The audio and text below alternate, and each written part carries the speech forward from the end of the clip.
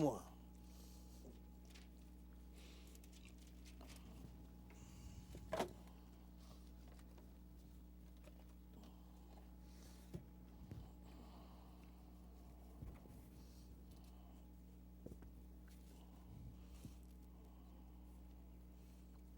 Okay, go ahead and read. And there shall come forth a rod out of the stem of Jesse, and a branch shall grow out of his roots. Now, who is this we're reading about? This is Jesus we're reading about. Go ahead and read. And the Spirit of the Lord shall rest upon him, the Spirit of wisdom and understanding, Go ahead. the Spirit of counsel and might, the Spirit of knowledge and of the fear of the Lord. Go ahead. And shall make him of quick understanding in the fear of the Lord. Uh-huh. And he shall not judge after the sight of his eyes, neither reprove after the hearing of his ears. Go ahead. But with righteousness shall he judge the poor, and reprove for equity for the meek of the earth. And he shall smite the earth with the rod of his mouth. Who is this going to smite the earth with the rod of his mouth? Jesus. That's why I read Revelation 19. Yes, See, there's always a method to my madness. So now you'll understand who this is that you're reading about here. That's going to smite the earth with the lips of his mouth. Go ahead and read on. And with the breath of his lips shall he slay the wicked. Now skip down to verse 10. Go ahead and read. And in that day there shall be a root of Jesse. Now in that day, in what day? In the day when the Lord returned. Yes, in that day there shall be a root of Jesse. Who is the root of Jesse? That's Jesus. Go ahead and read. Which shall stand for an ensign of the people. To it shall the Gentiles seek. They say it tell even the Gentiles gonna see. Go ahead and read. And his rest shall be glorious. Go ahead and read. And it shall come to pass in that day that the Lord shall set his hand again the second time to recover the remnant of his people. And it will come to pass in that day that the Lord gonna set his hand again the second time to recover the remnant of his people. So until that time then, Israel is in bondage then, aren't they?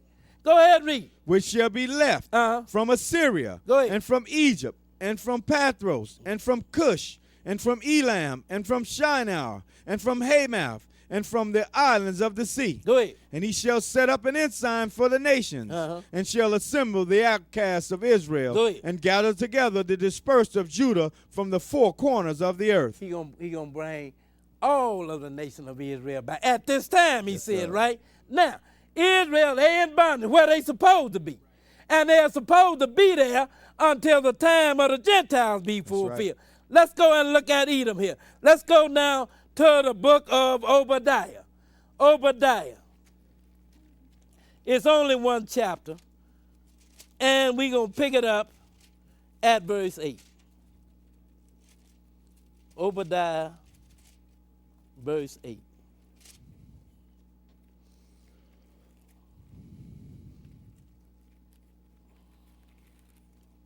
Right after Amos, between Amos and Jonah. Obadiah, verse 8. Just so we'll know who we talking about. We're going to pick it up at the 8th verse. Because Israel went into bondage the last time they went back after 586, after they spent 70 years in 586 BC. Then they went back. Then they got kicked out for the last time in 70 AD. Start reading at Obadiah, verse 8. Go ahead and read.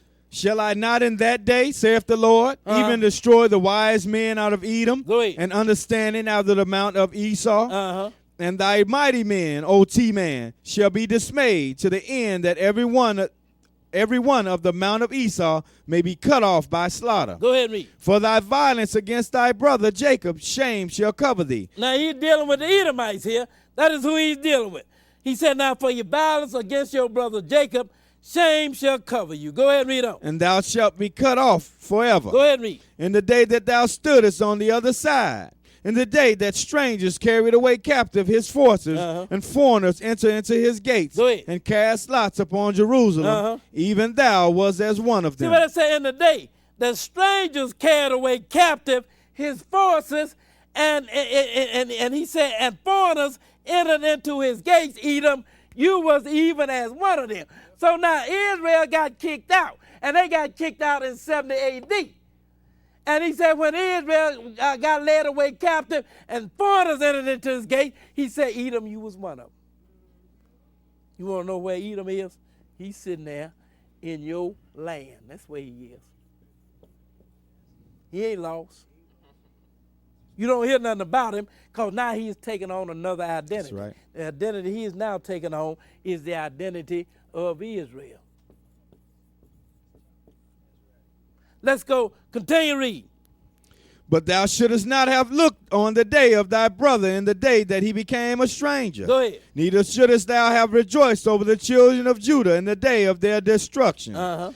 Neither shouldest thou have spoken proudly in the day of distress. Thou shouldest not have entered into the gate of my people in the day of their calamity. Go ahead and read. Yea, thou shouldest not have looked on their affliction in the day of their calamity, nor have laid hands on their substance in the day of their calamity. So now what happened with Edom is he slid in to Israel's land in the day that Israel was led away captive, it said. When was the last day Israel was led away captive? 70 AD. Show you what time Edom disappeared. Let's go. We're going to read here from a book called The Sarcophagus of Ancient Civilization. And we are going to read here from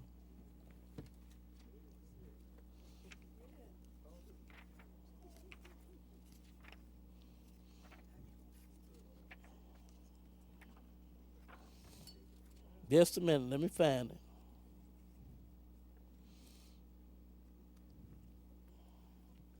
I want you to read this first, page 365.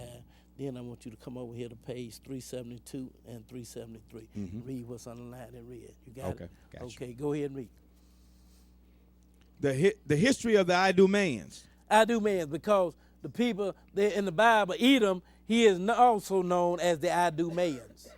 And he is also known as Ci, because that was the name of his land, Ci. But he was, he's also called Idumean. The history of the Idumeans. Go ahead and read up. Shortly after Jerusalem's fall and Judah's exile to Babylon in 586 BC. Now, it's 586 BC. This is when Israel got kicked out, when Judah got kicked out the first time, 586. He says, shortly after they fall, this is what Edom did. Go ahead and read. The Edomites migrated for some reason from their particular home in Mount Seir to southern Judah and the adjacent portions of Negev. And from that time onward, they were known as Idumeans. They were known as Idumeans. So they migrated. This was like in around 586 BC that they migrated. They migrated from their land and settled in the lower part of Israel's land. Now, turn over there and read what's underlined in red there and what's underlined there in red. Go ahead and read. Henceforth, so they getting a little closer to your land now, Israel. Now we're going to come down to 70 AD when Israel finally got kicked out for the last time. Go ahead and read. Henceforth, the Idumeans were reckoned as Jews, and their land was counted as one of the 11 tetrarchs of Judea. Go ahead. But the union between them and the Jews proved of little blessing. Rather, they became an element of weakness to the Jews. Go ahead. And in the moment of need, they treacherously betrayed them to Rome. By nature, they were cruel and barbarous, fierce and turbulent. At the time the Romans under Titus besieged Jerusalem, the Idumeans. Wait, and by the time, did it give a date? 70 AD. 70 AD, thank you.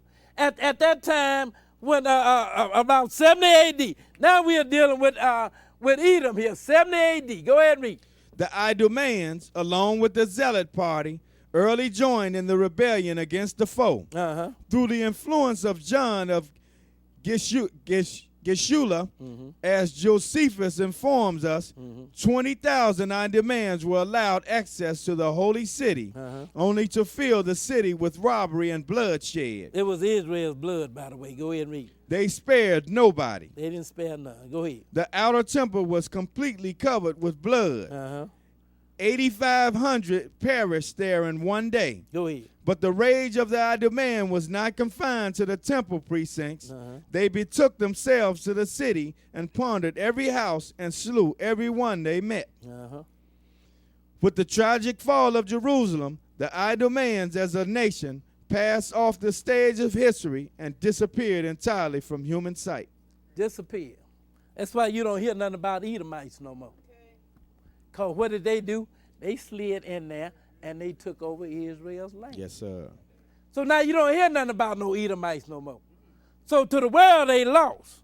But the people with understanding, they know that they have now moved in and they have taken over Israel's land.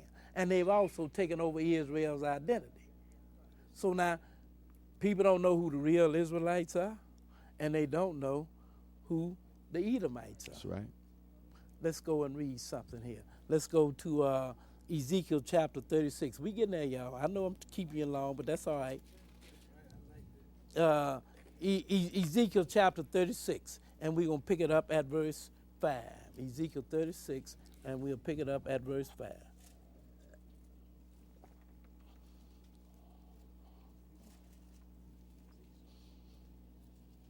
(36 and 5).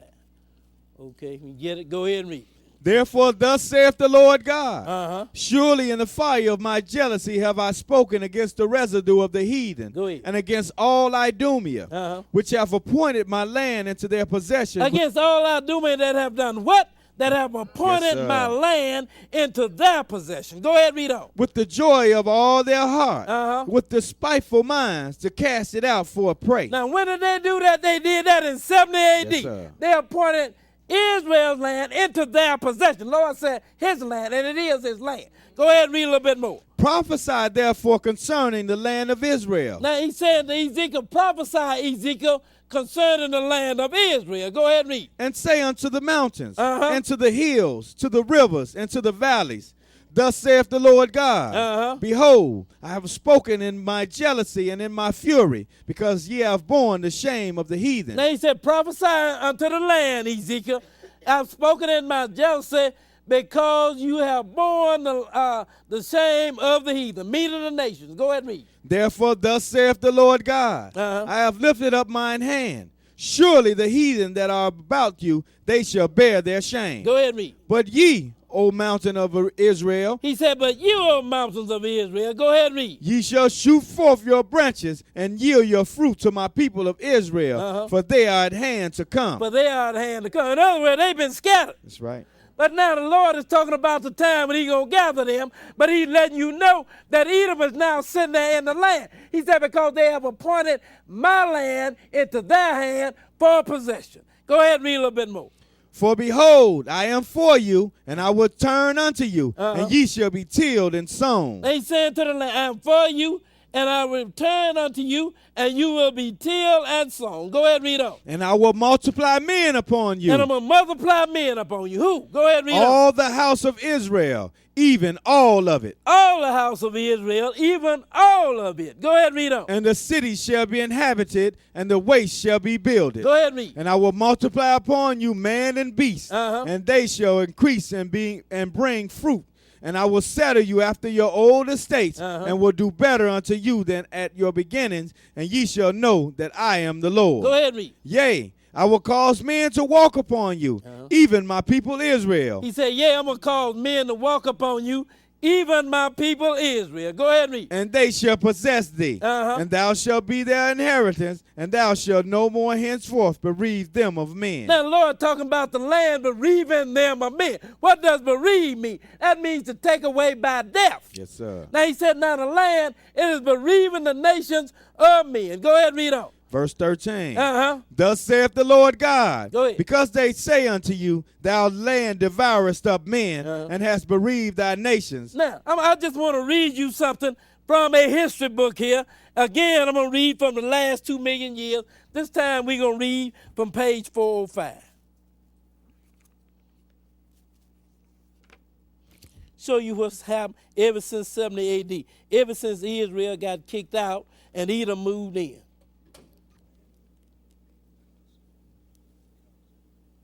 We're going to just pick it up right here.